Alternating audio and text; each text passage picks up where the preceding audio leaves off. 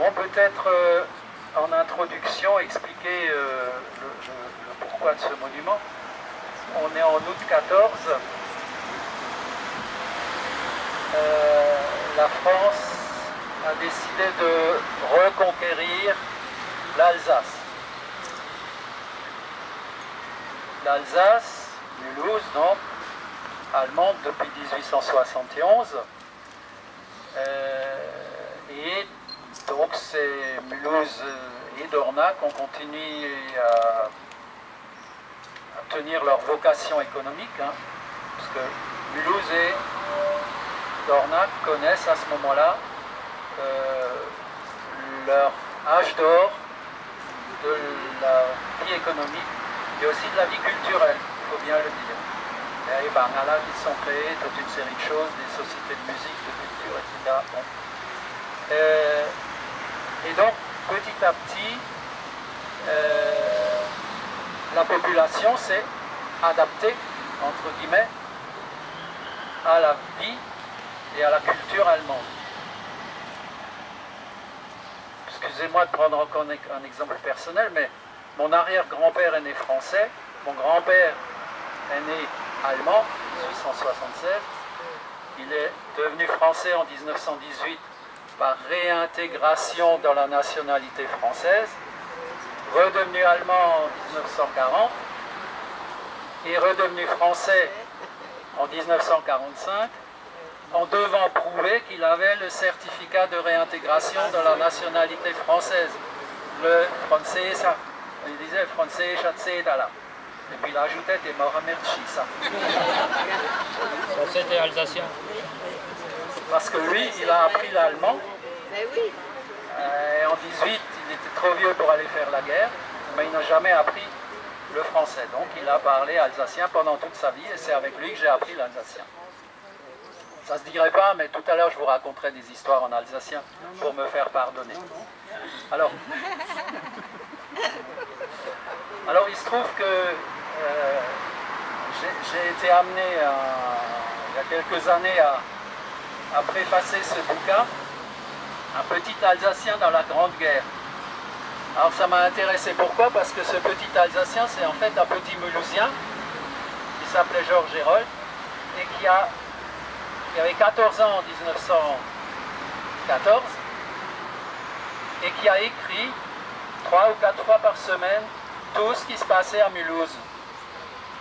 Et sa petite fille a retrouvé ses papiers, écrits en allemand bien sûr. Elle les a fait traduire et donc elle a édité les mémoires de Georges Hérold. Et Georges Hérold, juste pour vous dire un peu l'état d'esprit et la mentalité dans laquelle se trouvaient les gens, lorsque les troupes françaises arrivent dans la région, hein, ils arrivent de là, hein, voilà. Il écrit « Papa est parti travailler depuis 1 heure, c'est le 4 août. Hein. Quand je suis réveillé par un bondissement étrange, je me précipite à la fenêtre, puis dehors, un aéroplane survole la ville. Quel événement! Se pourrait-il qu'il s'agisse d'un avion ennemi? » Eh oui. De la rue, les patrouilles et les postes de garde ouvrent un feu nourri sur l'avion ennemi. Vers 5 heures de l'après-midi surgit un autre avion ennemi. Les régiments qui ont quitté Mulhouse pendant la nuit sont les premiers à affronter l'ennemi près de Cernay. Donc pour lui, naturellement, les Français qui arrivent, ils viennent envahir son pays. Et donc, voilà. Et il a quand même écrit, je ne sais pas si je vais le retrouver, mais le 17 novembre, il a quand même fini par comprendre, au bout de 4 ans, ce matin, un tract annonce l'arrivée de nos valeureux libérateurs.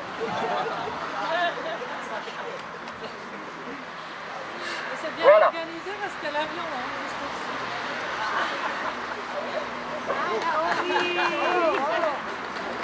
Voilà. Qu'est-ce que je dois encore dire? Oui, alors il faut dire deux mots de l'endroit où nous nous trouvons. Donc, pourquoi rue de la Bataille? Parce que c'est dans ce secteur que s'est déroulé un accrochage entre les troupes allemandes et les troupes françaises. Et donc, ce monument a été créé pour rappeler cet événement. Et la rue a été dénommée rue de la Bataille pour rappeler cet événement.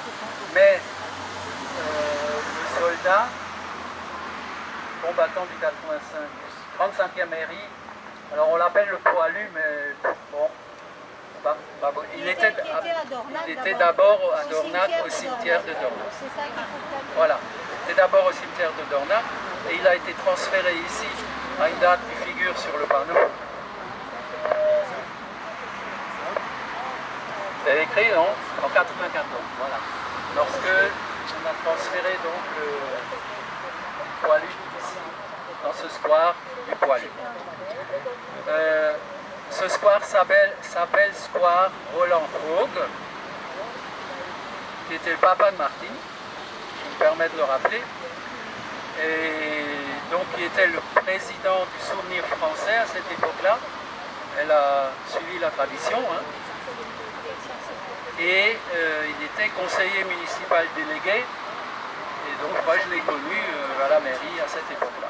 Et pas marqué voilà. Le 19 août. Pourquoi? Parce qu'au fond, les Français sont venus 2 fois au Mulhouse. La guerre a été déclarée le 2 ou le 3 août. Le 3 août. Et dès le 7 et 8 août, les troupes françaises sont venues de Belfort et ont conquis Mulhouse sans combat. C'est arrivé à Mulhouse. Et 2-3 jours après, il y a eu une contre-attaque allemande qui a repoussé les Français sur Belfort. Et c'est après seulement le 19 août qu'ils sont revenus par Auxerre et qu'il y a eu cette fameuse bataille du 19 août où les Françaises ont reconquis Mulhouse, mais très brièvement parce que 3-4 jours après, Joffre et compagnie, Foch et compagnie à Paris, ils ont décidé de se retirer sans combat pour mettre davantage de troupes sur la Meuse et sur Verdun. Alors ce 19 août-là, il y a eu aussi une bataille très semblante à Zinsheim. Ils connaissent la bataille du Geisberg, c'est aussi le 19 août, c'était le même jour quand il y a eu cette avancée des Français. Et bientôt il y aura un parcours du patrimoine aussi à Wittersdorf, parce que là-bas aussi, on a récemment découvert qu'il y a eu plein de tués lors d'une bataille le 19 août. Voilà. Bon, juste un mot encore pour compléter. En fait, l'état-major français était persuadé que la guerre n'avait pas duré longtemps. Oui. Bon, manque de peau, elle a duré 4 ans, avec toutes les atrocités qu'on peut. Voilà, alors on va continuer. Simplement en passant tout à l'heure, pour garder le bâtiment qui se trouve au fond de la cour, là-bas, avec les 2 drapeaux, en fait, c'est une mosquée. C'est la mosquée soufie, donc les traditionalistes musulmans, hein, qui sont implantés là, dans ce bâtiment qui était autrefois un garage Bayrat. Bayrat, dont les frères étaient avec nous à l'école. Voilà. Donc, regardez.